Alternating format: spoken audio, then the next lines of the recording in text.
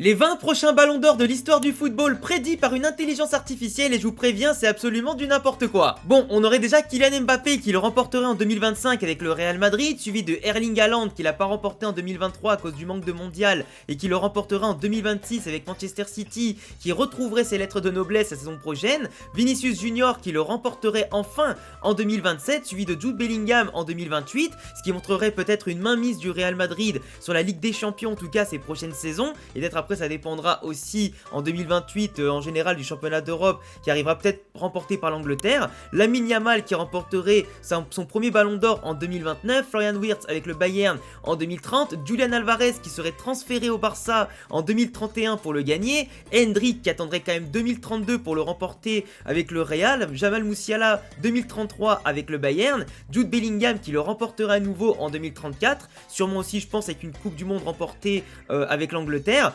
Lamine Yamal qui serait transféré au Real Madrid et qui remporterait le Ballon d'Or en 2035, Xavi Simons qui viendrait au PSG après les nombreuses rumeurs comme quoi il voulait pas revenir, qui le remporterait en 2036, Lamine Yamal encore qui le remporterait avec le Real en 2037, et après il y a plein de joueurs, voilà, Camarda, Nwaneri qui sont encore actuellement de jeunes joueurs qui sont encore bien sûr en train d'exploser, et après t'as d'autres joueurs évidemment que l'algorithme ne peut pas connaître forcément, entre un nouveau Messi, joueur né en 2020, talent asiatique, talent africain, etc.